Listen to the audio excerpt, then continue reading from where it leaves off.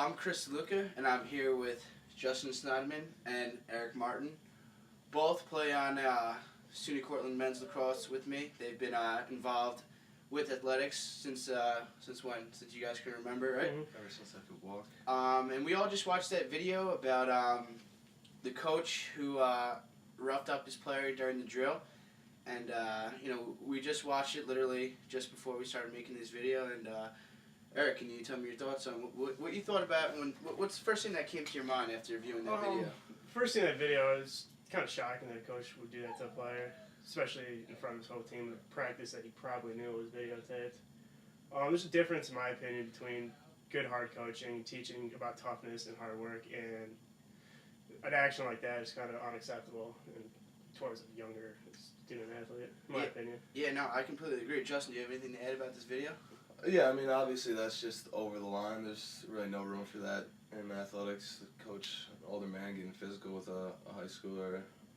Yeah, no, I completely agree. I think that, as being a physical education major and obviously dealing with lacrosse here, that, I've been around a lot of great coaches in my life, and I don't think there's a need to get physical, especially like that. I can see if a coach wants to,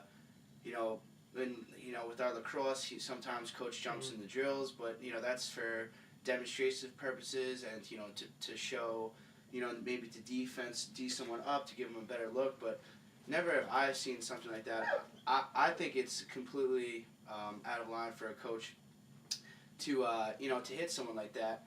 But since we're on the topic, there has been times where in my life where I have, seen coaches in my high school fired and stuff like that because of, students, student athletes and their parents where, I felt sometimes that, that the parents were over dramatic. In this case, I personally think that the coach was out of line, but, can any of you two tell me experiences in high school where, you thought coaches were out of line or you thought that coaches were doing, good, hard coaching and teaching and that the students and the parents, were being over dramatic? I think especially in high school football, it happens pretty often with teaching like proper hitting techniques. Like, it's just the nature of the sport that the coach has to come in some physical contact with the student.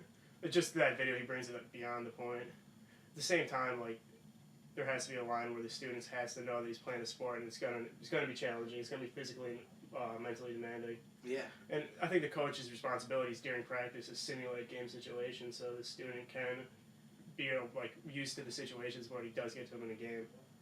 There's definitely some overreactions I've seen in high school. Yeah, I completely agree. You have anything to add, Justin? Yeah, I agree with that, but just the clip that they showed, that looked more like an assault than anything that could be used to teach for basketball. It looked more like a coach got frustrated and took his anger out on one of the players. Yeah. Now, Justin, I know you've told me that you've been coaching. He coaches lacrosse teams over the summer, and you're going to be an aspiring coach one day. And as I've been going through my physical education teacher major here, I've come to learn that the community and parents and students, sometimes that can get in the way. And you being aspiring future coach, what does this video show you, and what do you think about like the way you are going to handle situations in the future? You definitely have to be really careful with what you're doing. You don't want to put yourself in jeopardy and put yourself in a bad situation where you can be under the spotlight like this. Yeah, of course. I've seen teachers on the spotlight where they're back in my older blogs about how teachers are held to a higher standards. I think that athletes are held to a higher standards, and the same thing with teachers and coaches. They are also held to a higher standards. Eric is also aspiring to be a lacrosse coach, and now he does back in his hometown. He's very involved in the youth program. Do you have anything to add about this video and your future as a coach? I think it's a good video for aspiring coaches or people that want to be in any kind of education to see. It looks like that coach let his emotions get the better of him. I'm sure he regrets his decision of hitting that athlete like that. It just makes you realize that every action is going to be scrutinized, especially when there's parents and other athletes involved. Yeah, no, I completely agree. As we're all realizing as we're getting older that professionalism plays a big part in anything we're going to do, and I think that as anything, a coach, you are a professional, and I think that you need to be held to a higher standard and act in a certain way. But I think the bottom line that video was definitely a little over the top with that, like Condor said, and you know, I just think that coaches need to be professional and always know that, you know, they are in the spotlight, just like teachers, athletes, you know, coaches. They are under you know, heavy scrutiny, and I think that they, you know, need to, you know, kind of watch out what they're doing.